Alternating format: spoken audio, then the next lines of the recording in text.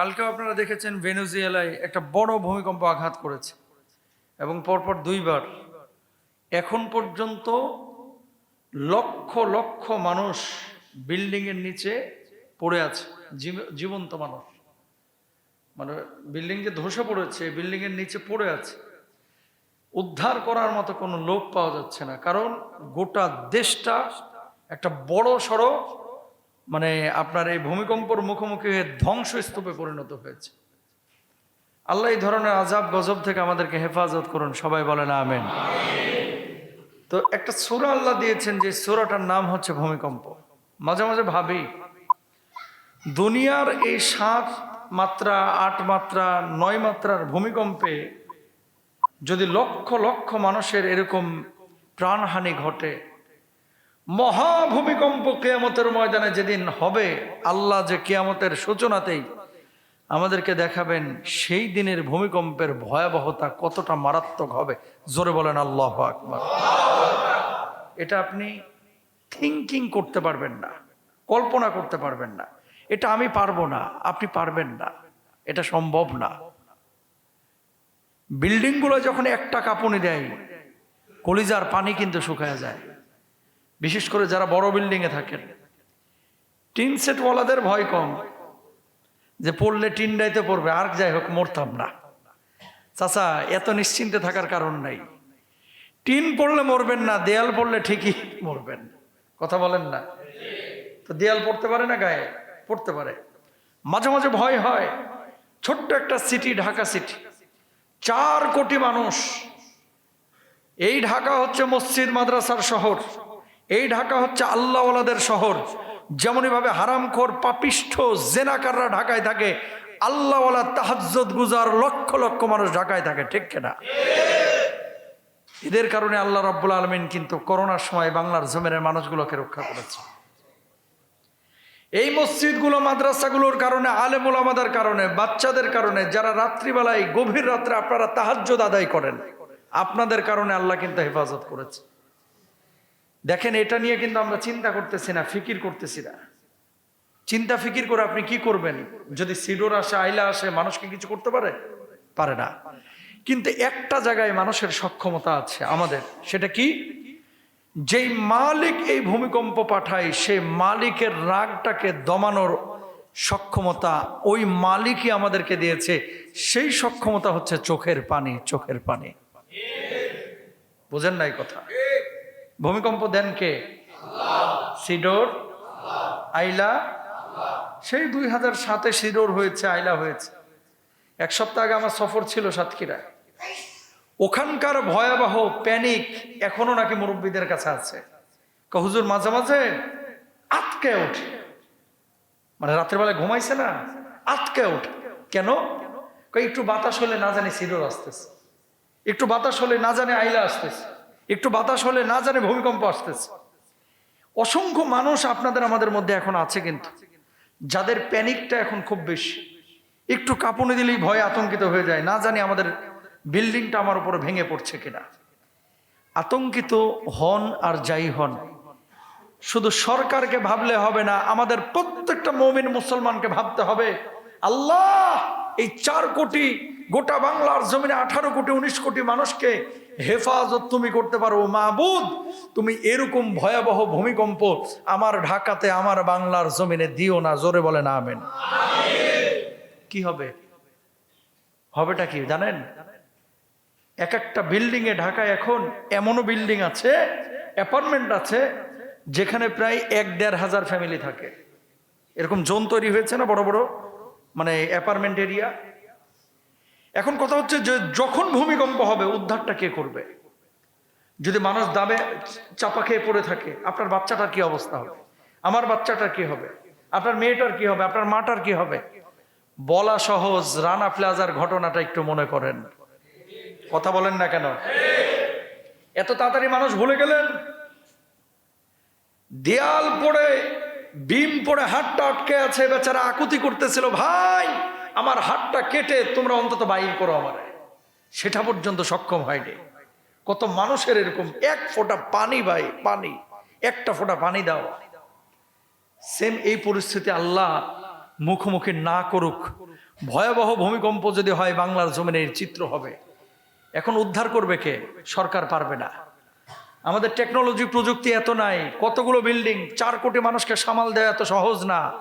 তাহলে কি করতে হবে? আমরা দুর্বল, আমরা অক্ষম, আমরা শক্তিমত্তা নাই, আমাদের টাকা নাই, প্রযুক্তি নাই, কিন্তু মালিককে চেনার শক্তি আল্লাহ আমাকে দিয়েছে।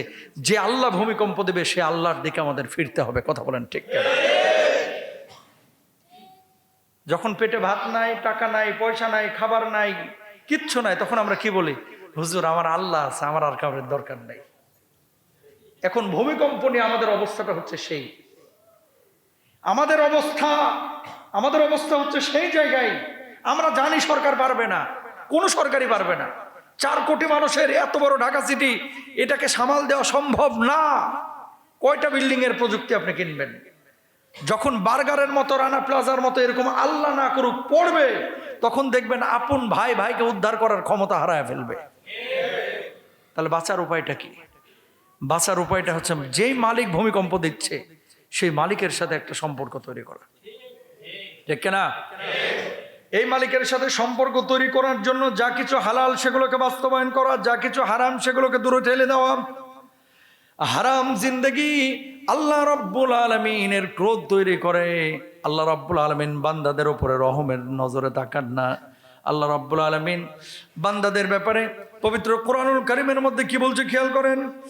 ইদা জুলজিলাতিল আরদু জিলজালাহা ওয়া আখরাজাতিল আরদু আথকালাহা ওয়া ক্বালাল ইনসানু মা লাহা ইয়াউমাইযিন তুহাদ্দিসু আখবারাহা।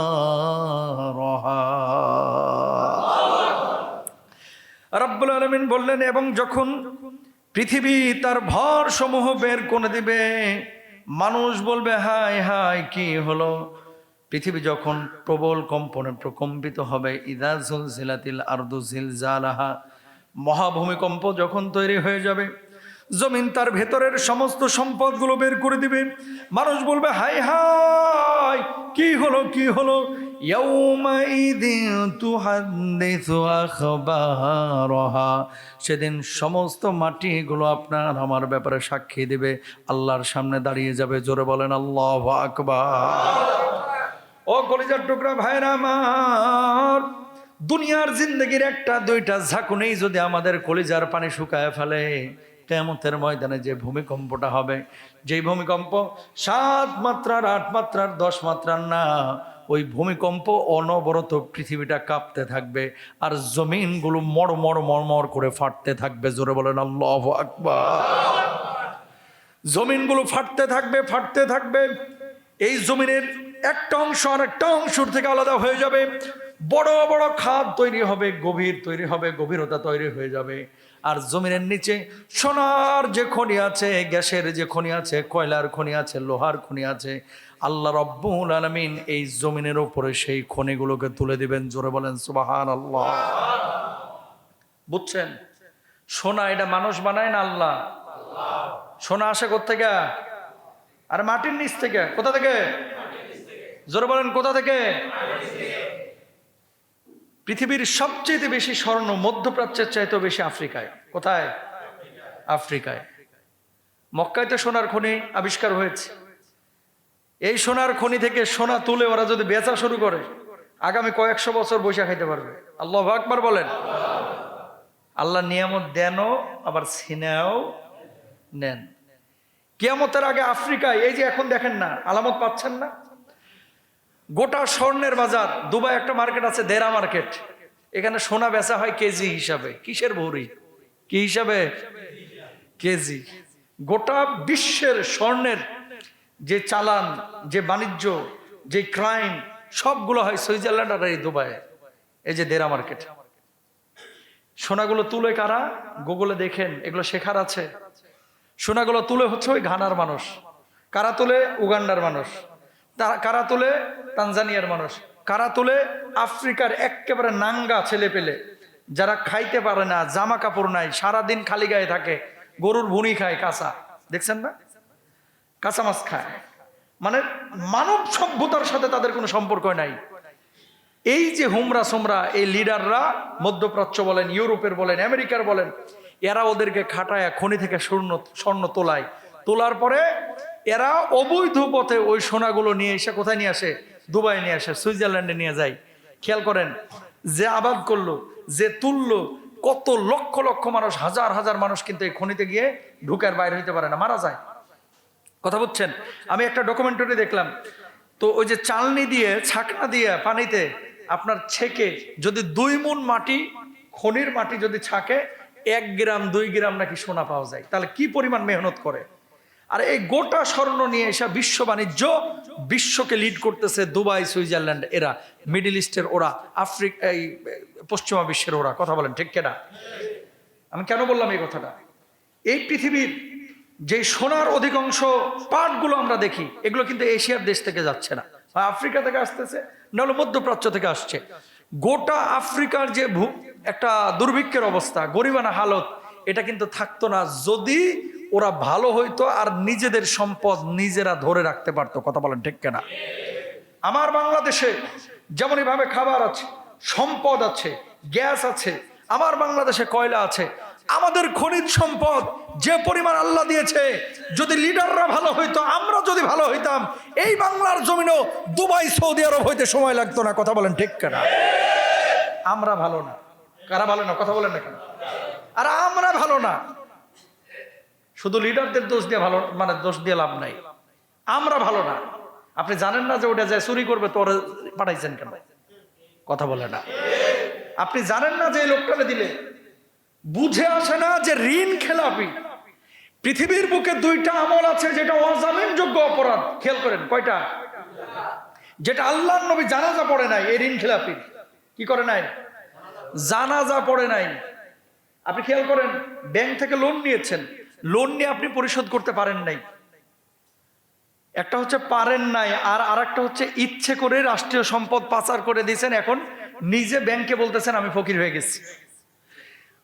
উদ্দেশ্য প্রণোদিত ভাবে যদি জনগণের হক, মানুষের হক, ব্যাংকের হক, রাষ্ট্রের হক কেউ যদি মারে, ও যত বড় হাজি হোক, যত বড় বক্তা হোক, যত বড় খতিব হোক, যত বড় লিডার হোক, আল্লাহর কসম কিয়ামতের ময়দানে আমার নবী বলছে আল্লাহ ওরে মাফ করবে না। নাউজুবিল্লাহ বলেন, জোরে বলেন নাউজুবিল্লাহ। কেন মাফ করবে না? কারণ হচ্ছে আল্লাহ সেই গুনাহগুলো মাফ করে যেটা আল্লাহর হকের সাথে জড়িত। কার হকের সাথে? আল্লাহর হকের সাথে। যেমন আপনি নামাজ পড়েন না, আজকে জুমার নামাজ কোনো কারণে পড়েন নাই, এটা আমার সাথে আপনার দায়িত্ব না, জিম্মাদারি না, এটা আল্লাহ বুঝবে। এখন আল্লাহ যদি মাফ করে দেয় যে যা মাফ করে দিলাম, আপনি তওবা করছেন, কিচ্ছু ব্যাপার না, এটা আল্লাহ চাইলে মাফ করে দিতে পারেন। ভুলে মদ খেয়ে ফেলছেন, আল্লাহ চাইলে মাফ করতে পারেন। জেনা করে ফেলেছেন, আল্লাহ চাইলে মাফ করতে পারে। সুদ খেয়ে ফেলেছেন, আল্লাহ চাইলে মাফ করতে পারে। এগুলো কবিরা গুনাহ, কিন্তু কবিরা গুনাহ, কিন্তু আল্লাহ চাইলে মাফ করতে পারে।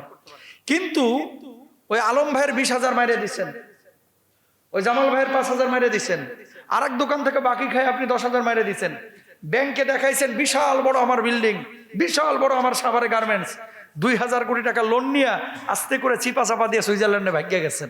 এখন ব্যাংক, গার্মেন্টসও নাই, মালিকও নাই, কেউই নাই, পালায় গেছেন।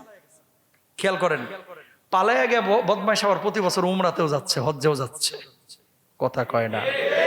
আপনি মনে করতেছেন ঋণ খেলাপি এরা কি হজ উমরা করে না? করে কি করে না?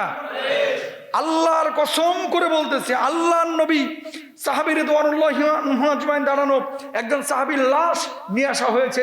ইয়া রাসূলুল্লাহ, এই সাহাবীর জানাজার নামাজ আপনি পড়ায় দেন। আল্লাহর নবী বললেন না, ওর জানাজার নামাজ আমি পড়াবো না। সাহাবীরা বললেন ইয়া রাসূলুল্লাহ, সে তো আপনার সাহাবী, কেন তার জানাজার নামাজ আপনি পড়াবেন না? আল্লাহর নবী জবাব দিলেন, ঋণ পরিশোধের তৌফিক ছিল, সক্ষমতা ছিল, সে করে নাই, এই জন্য আমি নবী তার জানাজার নামাজ পড়াবো না। জোরে বলেন আল্লাহু আকবার। তাহলে কিয়ামতের ময়দানে কি হবে? প্রিয় ভাইরা আমার, খেয়াল করেন, কিয়ামতের ময়দানে আল্লাহ রাব্বুল আলামিন এই মানুষগুলোকে, ঋণ খেলাপিদেরকে, হক যারা মারছে, ভাইয়ের সম্পদ যারা মেরে দিয়েছে, বোনের সম্পদ যারা মেরে দিয়েছে, আত্মীয় স্বজনের সম্পদ মারছে, বন্ধুর টাকা মেরে দিয়েছে, বিদেশ নিবে বলে দালালের খপ্পরে পড়েছিল, ওই দালাল টাকা মেরে খাইছে, কিয়ামতের ময়দানে আল্লাহ রাব্বুল আলামিন ওই দালালকে ধরবে, ওই লিডারকে ধরবে, ওই হুজুরকে ধরবে, ওই হক নষ্টকারী ব্যক্তিকে ধরবে। আমার বান্দার মুখের লোকমা কেড়ে খেয়ে নিয়েছিলি, তার হালের বলদ বিক্রি করা টাকা মারিয়ে দিয়েছিলি, বাড়ির ভিটা বিক্রি করা মারিয়ে দিয়েছিলি। ও বান্দা, আজকে ওই পাওনাগুলো তারা মিটিয়ে দে। এবার ওই ব্যক্তি বলবে, আল্লাহ আজকে তো কোনো টাকা নাই, পয়সা নাই, আজকে ব্যাংক ব্যালেন্স নাই, চেক নাই, সোনা নাই, জমি নাই, আমি কোথা থেকে দেবো গো মাহবুদ? কোনো উপায় নাই। আল্লাহ তুমি মাফ করে দাও, আমার মাফ করে দাও। আল্লাহ বলবে, বান্দারা আমি ততক্ষণ মাফ করতাম যদি আমার হকটারে তুই নষ্ট করতে, কিন্তু আমার বান্দার হক নষ্ট করেছিস। আমি আল্লাহ রাব্বুল আলামিন যদি মাফ করে দিই তাহলে ওই বান্দার উপরে জুলুম হবে। আমি আল্লাহ রাব্বুল আলামিন আমি কোনো বান্দার উপরে জুলুম করতে পারি না। জোরে বলেন আল্লাহু আকবার। এবার বলবে, মাবুদ বাঁচার উপায় কি? আল্লাহ বলবে, জিবরিল আমিন এদিকে আস। ওর আমলের মধ্যে দেখো কতটা হজ আছে, কতটা উমরা আছে, কতটা নামাজ আছে, একটু খেয়াল করো। আল্লাহ নামাজ পড়ছে, বদমাইশ হক মারছে কিন্তু নামাজ আবার ঠিক রাখছে। হক মারছে কিন্তু 3 বার বড় হজ করছে। হক মারছে এতিমখানা বানাইছে, হক মারছে বাপের নামে মসজিদও বানাইছে। আল্লাহ এখন কি করতাম? জিবরিল আমিনকে আল্লাহ রাব্বুল আলামিন বলবে, ওই যে পাওনাদারদের পাওনাগুলো ওর সওয়াব কাইটা কাইটা এবার বোঝায় দাও। এরপরে দেখা যাবে ওই ঋণগ্রস্ত ব্যক্তির, ঋণ খেলাফি ব্যক্তির আমল নামা যেখানে ছিল 10 কেজি এখন হয়ে যাবে 1.5 কেজি। ফেরেশতারা বলবে, আল্লাহ এই ব্যক্তির এখন কি করব? আল্লাহ বলবে, তাড়াতাড়ি শিকলের মধ্যে বাঁধো আর বাইন্দা এটারে ফুটবলের মতো গড়াইতে গড়াইতে জাহান্নামের মধ্যে নিক্ষেপ করো। জোরে বলেন নাউযুবিল্লাহ। বুঝছেন? এই গুনাহ কিন্তু আল্লাহ মাফ করবে না, কিন্তু এই গুনাহ করতেছে কি করে না? কম না বেশি? এই বাংলাদেশের যত সমস্যাই একটা কারণেই। কথা বলেন না কেন? সৎ তখন বোঝা যাবে যদি মাল রাখেন তার কাছে। এর আগে মানুষ চেনা যায় না। বুঝেন নাই কথা? 20,000 টাকা হাতে দিয়া বা 2 লাখ টাকা হাতে দিয়া বলেন যে ভাই 2 দিন রাখেন, আমি পরে এসে নিয়ে যাব, বা 2 মাস আপনার কাছে রাখেন, লোক চিনার উপায় আছে। 5,000 টাকা রাখেন যে ভাই 3 দিন পরে নিয়ে যাব। যদি যেমনি দিয়ে গেছেন, যেই নোট দিয়ে গেছেন সেটাই ফিরিয়ে দেয়, জানবেন লোকটা সৎ মানুষ। আর যদি দেখেন দিয়ে গেছেন কচকচ্ছে 5,000, 5টা নোট একেবারে করকুড়া, 3 দিন পরে আসতেছেন লেসরা 5,000 দিতেছে, তার মানে জানবেন ওই 5,000 কিন্তু খরচ করছে। কথা বুঝেন নাই? হক নষ্ট করার গুনাহ আল্লাহ ক্ষমা করবে না, যত বড় হাজি হোক। তাহলে এখন বলেন, সমাজের মধ্যে এমন মানুষ যারা চিন্তা করছে হক মেরেছে কি হয়েছে, একটা বড় মসজিদ বানায় দেব, এতিমখানা বানায় দেব, একটা বিশাল কওমি মাদ্রাসা বানায় দেব, 7,000 পোলাপান পড়বে। ওইদিকে জমি চুরি করে, আর একদিকে মসজিদ বানায়। ও জমি চুরি করতেছে আর মসজিদ দিয়ে মূলত জমিদারে ঠেকা দিতেছে। কথা কয় না? আছে না বাংলাদেশে? রাস্তা দখল করার, সরকারি জমি দখল করার প্রথম থিওরি হচ্ছে এখানে একটা ছোট্ট করে মসজিদ বানায় দেবে আগে। কথা বুঝেন নাই? আজকে যদি ওমর থাকতো রাদিয়াল্লাহু আনহু, এই সমস্ত বদমাশ যারা মসজিদগুলোকে এভাবে জমি দখল করার জন্য বানাই, নেতৃত্ব দেওয়ার জন্য বানাই, এগুলোর কল্লা উড়াইয়া দিত। কথা বলেন ঠিক কিনা? সরকারি জায়গা দখল করে মসজিদ বানাইতে আপনারা বলছে কেডা? কোথায় পাইছেন এগুলো ভণ্ডামি? কোথায় পেয়েছেন? সরকারি জায়গা দখল করে মসজিদ বানানো জায়েজ নাই। কথা বুঝতে পেরেছেন? আরেকজনের জমি বেচবে না, জোর করে আপনি বেচাইতেছেন। কেন বেচবি না? আর ওখানে দেখা যাচ্ছে 1 বিঘা জায়গা দখল করে আপনি একটা মসজিদ বানায় দিচ্ছেন। না, অবৈধ জায়গায়, অক্ষকৃত জায়গা ছাড়া মসজিদ এভাবে বানানো যায় না। তবে হ্যাঁ, আপনি নামাজ পড়তেছেন, জায়েজ আছে। বুঝেন নাই? নামাজে রক্ত হয়ে গেছে, জায়গা পাচ্ছেন না, আপনি এক জায়গায় যায় নামাজ বিছে নামাজ পড়ে আনলেন। গোটা জমিনটাই আল্লাহ রাব্বুল আলামিন মসজিদ বানাইছে, কিন্তু জমি দখল করে এইভাবে মসজিদ বানানো জায়েজ নাই। গ্রামগঞ্জে যখনই দেখবেন যে একটা হাটে মাঠে, খেয়াল করেন, এই কথা কিন্তু কোনো হুজুর আলোচনা করে না, এগুলো আলোচনা দরকার। এখানে একটা মাছের বাজার হচ্ছে, দেখবেন চিপা দিয়ে একটা আগে মসজিদ বানাই, তারপর মসজিদের পাশ দিয়ে ছোট ছোট মার্কেট বানানো শুরু করে। কথা বুঝছেন? ফ্রেম কিন্তু মসজিদ। যদি মাকসাদ এরকমই হয়ে থাকে যে এটারে বানায়া তারপরে আস্তে আস্তে শুরু করলাম, হারাম। আর যদি এমনটা হয়ে থাকে যে আমাদের নামাজের জায়গা নাই, আমরা নামাজ পড়তেছি, সরকার উঠতে বললে উঠে যাব, যার জমি সে উঠতে বললে উঠে যাবে। আল্লাহর জমিন আল্লাহ বানিয়েছেন, এই জমিনের মালিক আল্লাহ। আপনি নিজে একটা জায়গা কিনা মসজিদ বানাইতে পারেন না, 50 জন 20 জন 30 জন মিলে। আপনি মনে করছেন বাজারের ব্যবসায়ীরা যদি নিয়ত করে যে আমরা একটা মসজিদ বানাবো, তাদের জন্য 1-2 এর ব্যাপার, কিন্তু না, ওই দখল করা মসজিদে নামাজ পড়বে।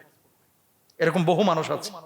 এই ইন্টেনশন চেঞ্জ করতে হবে ইনশাল্লাহ। বলেন এই জমিনটার মালিক যিনি, সে আল্লাহ যেভাবে বলেছে সেভাবেই আমাদের চলতে হবে। তাহলে হক নষ্ট আমরা কেউ করব না। ভাই হয়েছেন আপনি, বোনদের সম্পদ বুঝিয়ে দেবেন, বোনদের হক কখনো নষ্ট করবেন না।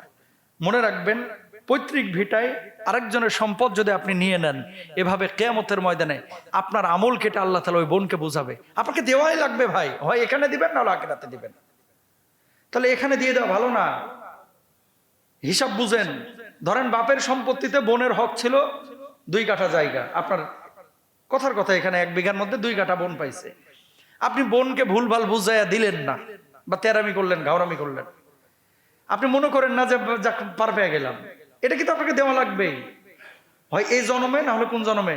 ওই জন্মে। তো ওই জন্মে দিবেন কোত্থেকে? এই যে আজকে জুমার নামাজে আসছেন, এই জুমার নামাজের সওয়াব কাটে আল্লাহ ওরে দিবে। আপনি হজ করেছেন, হজ্জের সওয়াব কাটে ওরে দিবে। আপনি রোজা রাখছেন, রোজার সওয়াব কাটে ওরে দিবে, যতক্ষণ পরিশোধ না হচ্ছে। তো দিতে দিতে দেখা যাবে আপনারই আমলের অবস্থা হচ্ছে 150 টাকা। আবার কাইটা কুইটা দিলে আপনার থাকেটা কি? পাল্লা ছাড়া কিছু নাই। কথা কন না কেন? আছে না নাই? আছে। কথাগুলো শক্ত হলো বাস্তব। কার জন্য সম্পদ খাচ্ছেন? আপনি যে সম্পদটা রেখে যাচ্ছেন, ধরেন বোনের সম্পদ দিলেন না, বারাক ভাইয়ের সম্পদ দিলেন না, কালকে তো মারা যাবেন। আপনার এই সম্পদ খাবে আপনার ছেলে পেলে, ওরা খাবে এখানে হাঁস, আপনি খাবেন কবরে বাঁশ। ঠিক না? তো আর একজনের বাঁশ আমি খামুকা, এইটা তো পাগলও বুঝে না? তাহলে যার হক তার কাছে বুঝিয়ে দিতে হবে, এটা হচ্ছে ইসলাম। এটা কি ইসলাম? এই গুনার কিন্তু মাফ নাই। আবারও বলি, জেনা, মদ, গাঁজা, হ্যাঁ, যত পাপ আছে, সুদ, ঘুষ, আল্লাহ চাইলে মাফ করে দিতে পারেন, কিন্তু বান্দার হক মারছে, আল্লাহ ভাই এটা মাফ করবে না। এখানে পাওয়ার আছে, রিক্সা ভাড়া 20 টাকা, ওখানে যে রিক্সাওয়ালাকে ভাড়াই দিলেন না। বাসওয়ালার বলে, আমার চেনস, আমি কে? আমি ভাবি বিশ্ববিদ্যালয়ের সাধারণ সম্পাদক। এই যে হেডম, এগুলো দেখানো যাবে না। আপনি মানুষ, এটা মাথায় রাখতে হবে। এখনকার মানুষ কেন যেন আমরা এরকম আত্মহমিকা, অহংকার, দাম্ভিকতা, এগুলো আমাদেরকে পেয়ে বসেছে। মাঝে মাঝে গরিবদের সাথে মিশবেন। দেখেন না আমি কি করি? আমি এখানে সেনা হুজুরের মতো চলি, মাহফিলে গেলে ঠিক আছে, আমি যখন শিক্ষকতা করি ঠিক আছে, আমি যখন জুমার খুতবা দিই আমি আমার গেটআপ সেটআপ নিয়ে আসি, কিন্তু যখন আমি চ্যারিটির কাজ করি আমি কিন্তু বস্তা মাথায় নিতে পারি। তো আমি যদি এখন চিন্তা করতাম, আরে লন্ডনের আরামের জিন্দেগি রেখে আমি ওই ঘামওয়ালার সাথে কেন বস্তা বহাবো? আমি তো বস্তাটা বহন করতেছি আমার আখিরাতের পুঁজির জন্য। আল্লাহু আকবার। বুঝেন না এই কথা মনে হয় কি বলেছি? আলহামদুলিল্লাহ, আপনাদের দোয়ায় রাহমানি ফাউন্ডেশন আমি সরকারি নিবন্ধন পেয়েছি, আলহামদুলিল্লাহ বলেন। রাহমানি ফাউন্ডেশনের চেয়ারম্যান এটা আমি নিজেই। এতদিন কাজ হয়েছে মানে নিজের থেকে, আর এখন গভর্নমেন্ট স্বীকৃত নিবন্ধন আমি পেয়েছি। আমার টার্গেট আগামী 2 বছর অন্তত 5 লক্ষ বেকারের কর্মসংস্থান তৈরি করা, ইনশাল্লাহ বলেন। অলরেডি প্রায় 200-250 মানুষ হয়ে গেছে, আলহামদুলিল্লাহ বলেন। যারা কিচ্ছু করতো না তাদের আমি উদ্যোগ নিয়ে আলহামদুলিল্লাহ কর্মসংস্থান তৈরি করে দিচ্ছি। একটা ফান্ড দিচ্ছি যে তুমি এটা নিয়ে কিছু করো। আমি নিজে প্রোডাক্ট কিনে দিই, ঢাকায় ডাকে নিয়ে আসি। আতর সুরমা বেচতে পারে, দুধ ডিম বিক্রি করতে পারে, কাপড় বেচতে পারে, সেলাই মেশিনের কাজ করে। আমি ঢাকায় নিয়ে যাই, নিয়ে যাওয়ার পরে আমি নিজে গিয়ে ওর বস্তা মাথায় তুলে নিই, আমি তার সেলাই মেশিন মাথায় নিয়ে নিই, আমি তার দুধ ডিম মাথায় নিয়ে নিই। আমি দেখি না ওখানে কে এসেছে, আমি ওখানে হুজুর, আমি রাহমানি না মুস্তাফিজ, এগুলো আমি দেখি না। নিজেকে জাহির করার জন্য বলতেছি না। এই ট্যাবুটা ভাঙেন। আমিত্ব বলতে কোনো কিছু নাই। আমি তোমার মতোই মানুষ, পার্থক্য একটাই, আল্লাহ তোমাকে ওখানে রেখেছে, আমাকে এখানে রেখেছে। কথা বলেন না কেন? এগুলো খেয়াল রাখতে হবে, এগুলো রাখা যাবে না।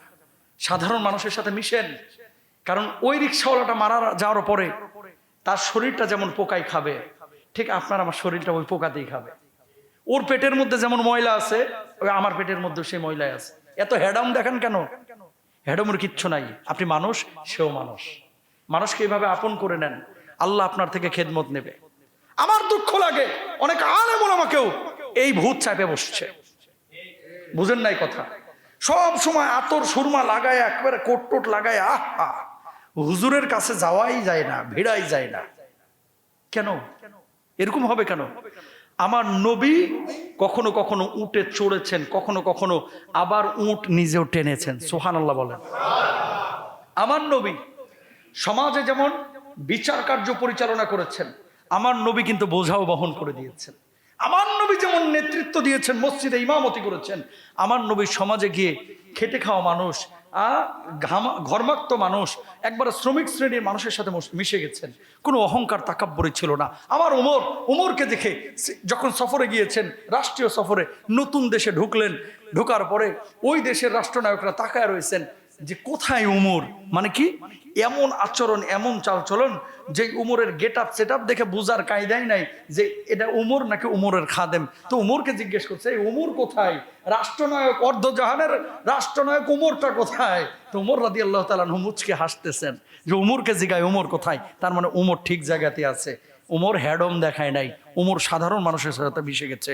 আমরা যতদিন পর্যন্ত আপনাদের মতো সাধারণ মানুষের সাথে মিশতে না পারবো, কাঁধে কাঁধ মিলিয়ে কাজ করতে না পারবো, যতদিন পর্যন্ত এই মার দেওয়া পাঞ্জাবির ভাঁজ ভাঙতে না পারবো, ততদিন পর্যন্ত দিনের বৃহৎ কাজ আল্লাহ তাআলা আমাদের থেকে নিবেন না। দুনিয়া কি শুধুই মসজিদ মাদ্রাসা? কথা বলেন না, বুঝেন নাই? এখন কোন হুজুর বা আলেম আমরা যদি মনে করি যে মসজিদটাই গোটা দুনিয়া, ওর ইমামতি করার যোগ্যতাই নাই। কথা বলেন না কেন? কোন হুজুর যদি মনে করে মাদ্রাসাটাই হচ্ছে গোটা পৃথিবী, ও হুজুর হওয়ার যোগ্যতা নাই। আপনাকে ভাবতে হবে রিকশাওয়ালা নিয়ে, আপনাকে ভাবতে হবে উম্মাকে নিয়ে। ওয়ান উম্মা কনসেপ্ট, আমরা এক নবীর উম্মত, আমাদের আল্লাহ এক, আমাদের কোরআন এক, আমাদের নবী এক। সুতরাং আলেম ওলামা চতুর্মুখী কাজ করবে, তারা সমাজের মানুষের সাথে এভাবে মিশে যাবে। আল্লাহু আকবার। এই দরদ যতদিন পর্যন্ত আমাদের লিডারদের, আমাদের আলেমদের ছিল, ততদিন পর্যন্ত আল্লাহ তাআলা দ্বীনের বিজয় দিছে। আর যখন আমরা ঘরে ঢুকে গেছি, আমার বড় কষ্ট লাগে ভাই যখন কেউ বলে আলহামদুলিল্লাহ আমি খুব ভালো আছি, খাচ্ছি দাচ্ছি ঘুমাচ্ছি। ভাই শুধু খাওয়া দাওয়া ঘুমানো এটার জন্য আল্লাহ আপনারে পাঠান নাই। তাহলে ওই পশুর জীবন আর আপনার জীবনে, আমার জীবনে কোনো পার্থক্য থাকে না। আপনি দ্বীনের জন্য কি করলেন? আপনি মানুষের জন্য কি করলেন? আপনি মারা যাওয়ার পরে আমার আল্লাহর জন্য কি রেখে গেলেন? এটা হচ্ছে জীবনের উদ্দেশ্য। জীবনের মাকসাদ শুধু খাওয়া ঘুমানো আর পড়া না। তো খাই তো কুকুরও, খাই তো গরু ছাগল। গরুর কাজ কি? খাও, ঘুমাও আর হাগো। বুঝেন নাই? খাও, ঘুমাও আর হাগো, আর কোনো কাজ আছে? আর কোনো কাজ নাই। তো আপনার জীবনের উদ্দেশ্য যদি এটা হয় যে খাচ্ছি দাচ্ছি ঘুমাচ্ছি হাগামোতা করতেছি, তাহলে ওর সাথে আপনার আমার পার্থক্য কোথায় রইল? না, আল্লাহ এই জন্যই আপনাকে আশরাফুল মাখলুকাত বানাইছে। যে কথাগুলো বলতেছি ভাই, এগুলো কিতাবের কথা না, এগুলো রিয়েলিটি, এগুলো বাস্তবতা।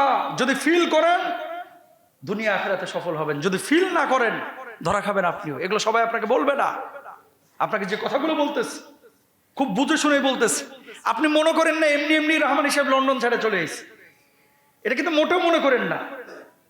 কেন এসেছি? চাকচিক্যর জীবন কেন ছাড়লাম? আমার আল্লাহকে পাওয়ার জন্য। যে এটা জীবন না যে আমি খাচ্ছি দাচ্ছি ঘুমাচ্ছি এরপরে মরে যাব, এটা জীবন না ভাই, এটা জীবন না। জীবন হচ্ছে সেটা আপনি খাবেন, আপনি খাওয়াবেন, আপনি ঘুমাচ্ছেন, আপনি ঘুমানোর জন্য আরেকজনের ব্যবস্থা করে দিবেন, আপনি নিজে কাজ করছেন আরেকজন মানুষের কাজের ব্যবস্থা করবেন, আপনি নিজে নামাজ পড়ছেন আরেকজন মানুষের নামাজের ব্যবস্থা করে দিবেন, একজন মানুষ আপনি রোজা রাখছেন আরেকজন মানুষের ইফতারের ব্যবস্থা আপনি করে দিবেন, আপনি নিজে সুস্থ আছেন আরেকজন অসুস্থকে সুস্থ করার চেষ্টা করবেন। এটার নাম জীবন। জীবন ঠিক কিনা? কিসের জীবন? একটা ভুল মেসেজ আমাদের সমাজে। আমি তো ভালোই আছি, তা আপনি ভালো আছেন, আপনার ভাই যে খারাপ আছে, কোন ফিকির আছে? আপনার কোন ফিকির আছে?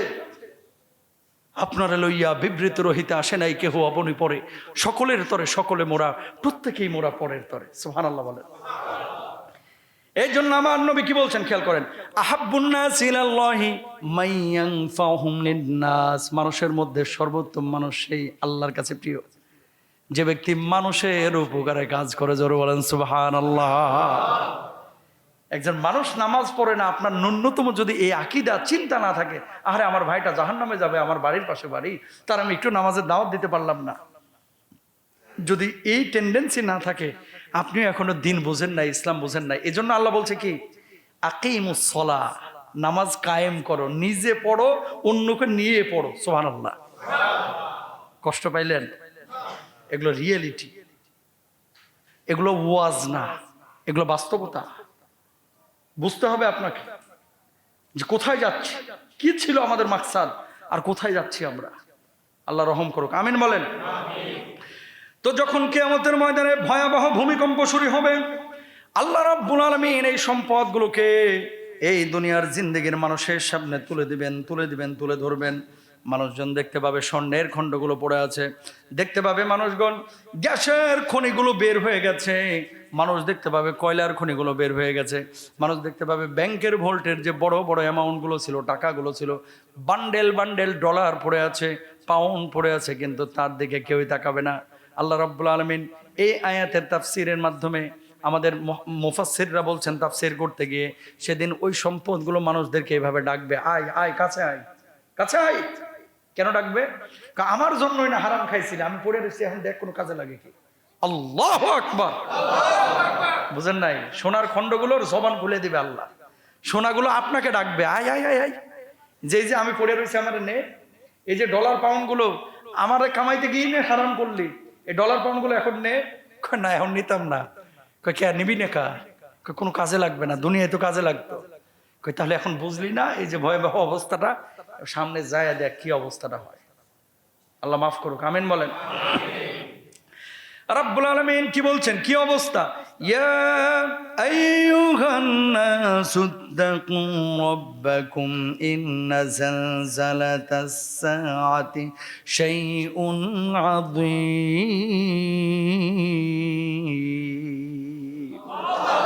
এ মানুষ, ভয় করো তোমাদের প্রতিপালককে, কিয়ামতের প্রকম্পন এক ভয়ঙ্কর ব্যাপার।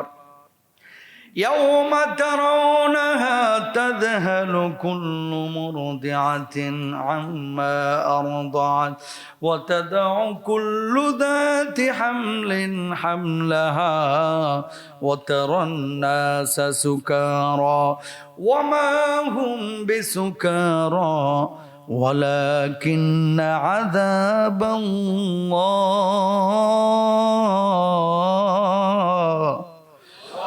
ولكن عذاب الله شديد।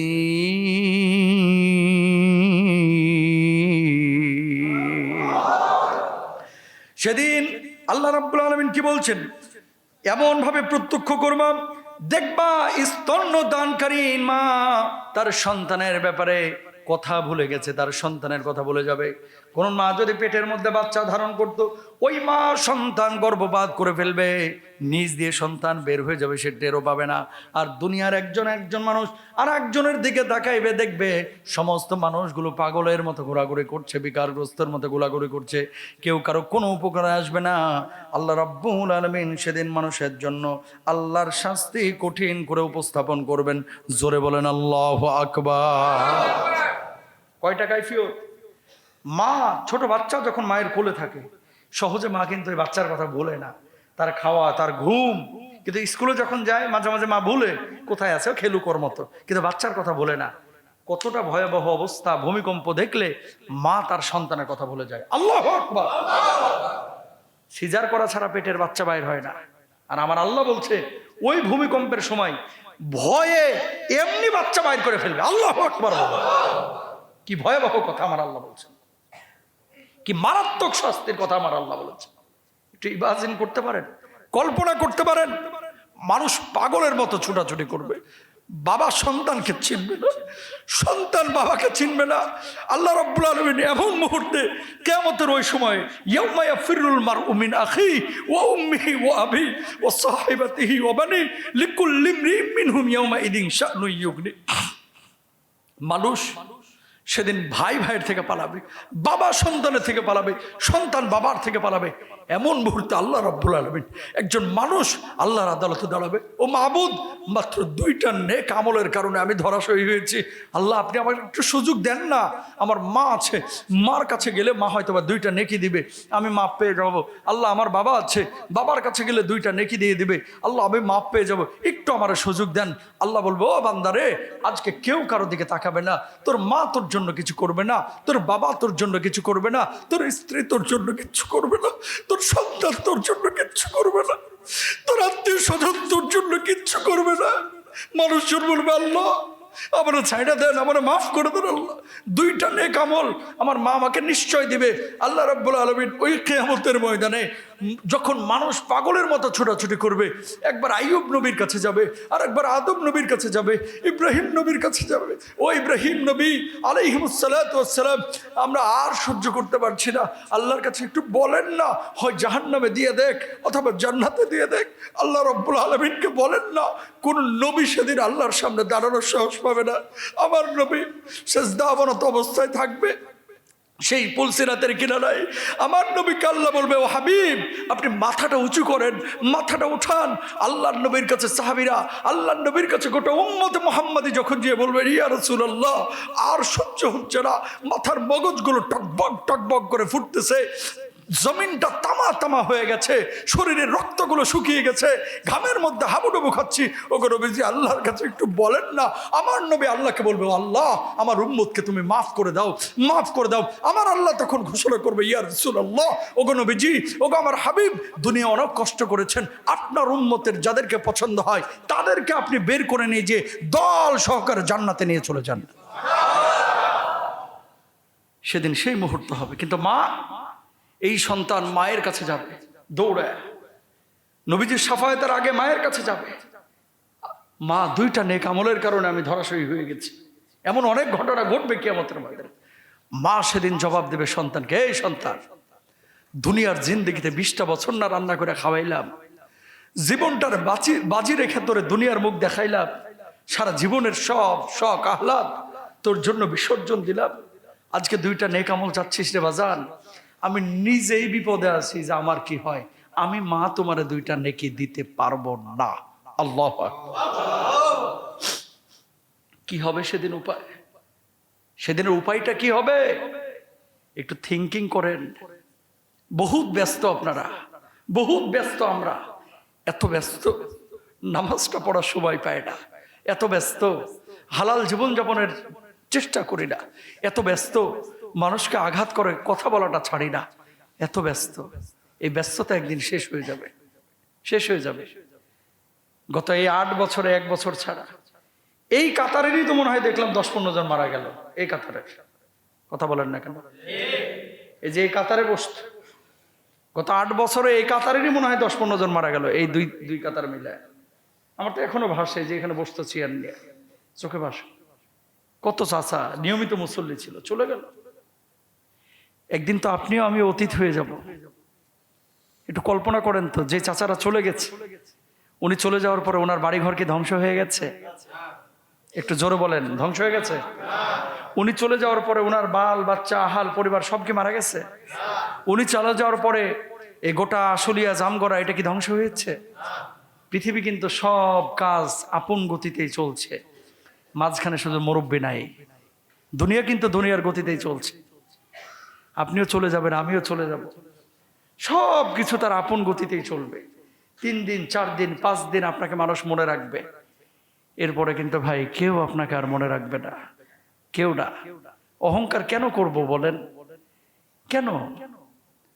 মানুষের সাথে এই যে হুমকি ধামকি পাওয়ার, এগুলো দেখে লাভটা কি? অনেক লিডারের পার্লামেন্টে আলোচনা শুনে মানুষ থরথর করে কাঁপছে, নিথর দেহে সে মানুষগুলো আজকে কবরে শুয়ে আছে। কথা বলেন না? আল্লাহু আকবার। এটাই তো দুনিয়া। জীবন পরিবর্তন করার জন্য 1000টা ওয়াজ দরকার নাই, কিছু জিনিস একটু কলিজায় সেভ করে নিয়ে যায়। মোবাইলে তো অনেক কিছু সেভ আছে, আমি যে কথাগুলো বলি একটু কলিজায় সেভ করে নিয়ে যান। আমি অত বড় আলেম না, জ্ঞানী গুণী না, কিন্তু কথাগুলো ভিতর থেকেই বলি। আমি চাই আমার মুসল্লিরা যেন আমরা একসাথে জান্নাতে যাইতে পারি, ইনশাআল্লাহ। বলেন আল্লাহ যেন আমাদেরকে একসাথে জান্নাতে কবুল করেন, বলেন আমিন। তো নামাজটা পড়া দরকার আছে না? ইনশাআল্লাহ পড়বেন তো সবাই নামাজ? হালাল খাবেন তো সবাই? সবাই খাবেন? দেখি সাহস আছে কার, হাতটা তুলেন দেখি। লিল্লাহি তাকবীর, তাকবীর। আল্লাহ কবুল করুন। আল্লাহ যারা হাত তুলছে সবগুলোর আপনি হজ করান, আমিন বলেন। আল্লাহ বারবার কাবায় যাওয়ার তৌফিক দান করেন। আল্লাহ হালাল জীবনযাপনের তৌফিক দান করেন। আল্লাহ এদের আহাল পরিবারের বারাকা দান করেন, বিপদ আপদ থেকে হেফাজত করেন। আল্লাহ শান্তির জীবন দান করেন। ছেলে মেয়েদেরকে বড় নেককার মুত্তাকি পরেজগার বানায় দেন। এর চেয়ে বড় দোয়া আছে আর নাই। তাহলে কি করতে হবে? যেই সম্পদের জন্য ছুটছি এই সম্পদ আমাকে ডাকবে, কিন্তু সেদিন কোনো অনুভূতি থাকবে না। সেদিন কি বলবে মানুষ? ওয়াকালাল ইনসানু মা লাহা। একজন আর একজনের চোখের দিকে তাকাইবার বলবে, ভাইরে ভাই কি হইল, এইসব কি হচ্ছে? ভূমিকম্প হইল, ভূমিকম্প হওয়ার পরে নিচ থেকে সব সম্পদ আকাশে উপরে উঠে গেল। আজকে কেউ সোনার দিকে তাকাচ্ছে না, কেউ ডলারের দিকে, কেউ পাউন্ডের দিকে তাকাচ্ছে না। কি হলো? ক্বালাল ইনসানু মা লাহা ইয়াউমাইযিন তুহাদ্দিসু আখবারাহা বিআন্না রাব্বাকা আওহালাহা। আল্লাহ রাব্বুল আলামিন মানুষগুলোকে যখন একত্রিত করবেন, মানুষজন বলবে, আল্লাহ মাবুদ গর তো সহ্য হচ্ছে না, হয় জাহান্নামে দিয়ে দেন অথবা জান্নাতে দিয়ে দেন।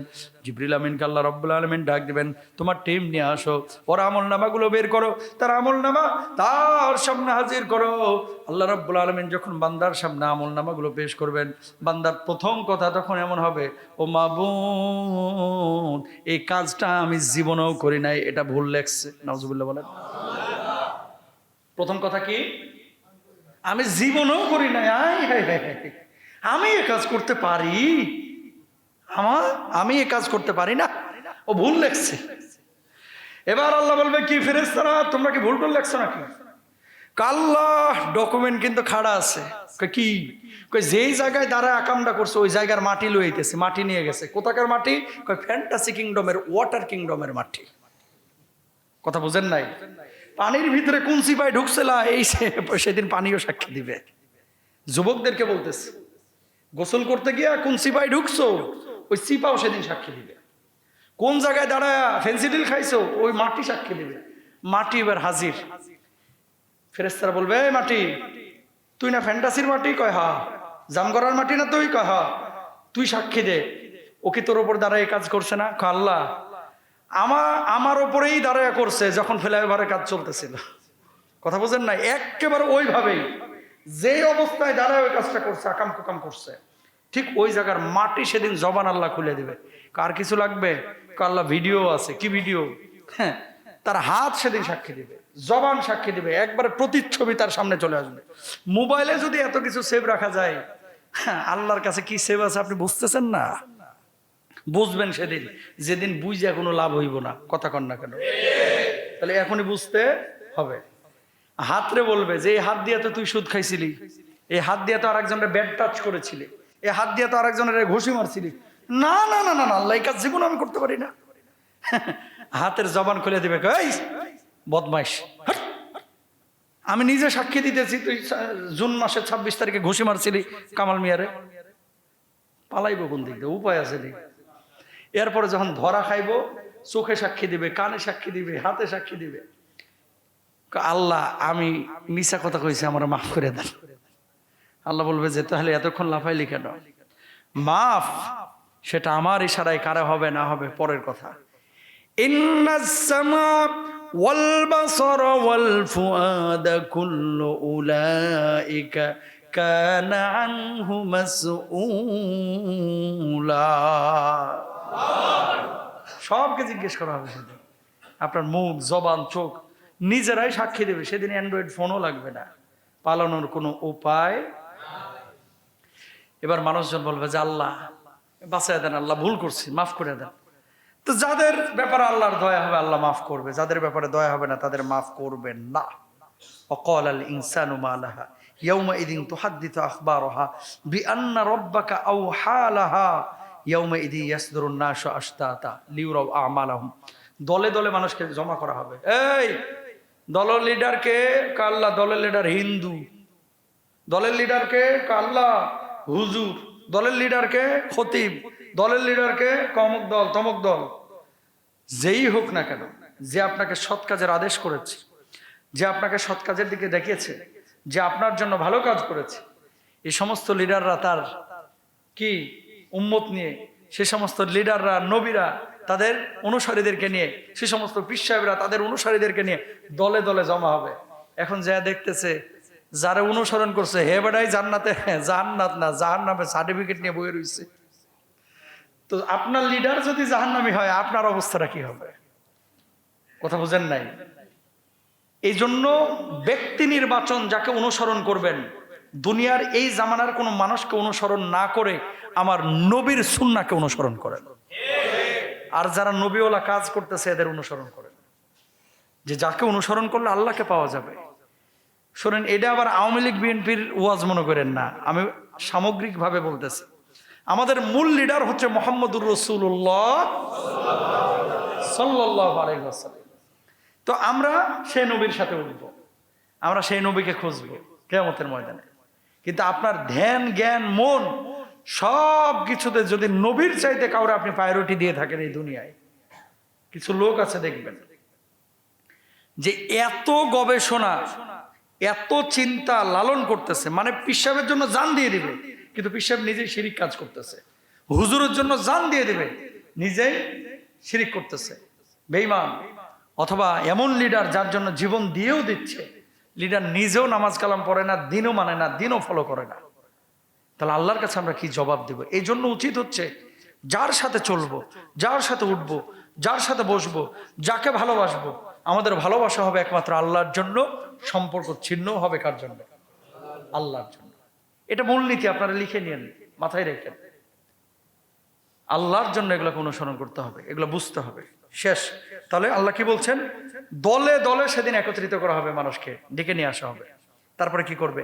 ফামাইয়া আমাল মিসকালা যাররাতিন খায়রান ইয়ারা ওয়া মাইয়া আমাল মিসকালা যাররাতিন শাররান ইয়ারা। ছোট ভালো কাজও যদি করেন এটাও দেখতে পাবেন, ছোট খারাপ কাজও যদি করেন সেটাও সেদিন দেখতে পাবেন। সেদিন সৎ কাজের পরিমাণও আল্লাহ তাআলা যথাযথভাবে প্রতিদান দিবেন, অসৎ কাজের হিসাব আল্লাহ তাআলা কড়াই গন্ডায় নেবেন। ইন্না বাতশা রাব্বিকা লাশাদীদ। আল্লাহর পাকড়াও কিন্তু বড় কঠিন।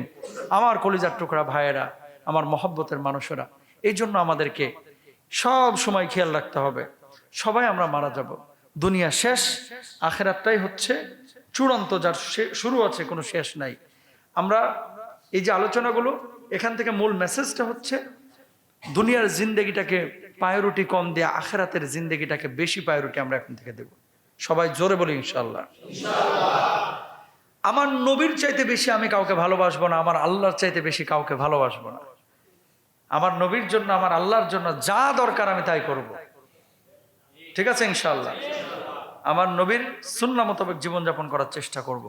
হালাল খাবো, হারামের ধারে কাছেও যাব না, যতদিন জীবিত আছি কারো হক নষ্ট করব না, নেশা পানি খাবো না, ধরবো না, জুয়া এগুলো করব না, খেলবো না, আমরা উল্টাপাল্টা কোনো মানে পাপের কাজে নিমজ্জিত হব না। আল্লাহ তাআলা আমাদের সবাইকে বুঝে বুঝে আমল করার তৌফিক দান করুন, সবাই বলেন আমিন।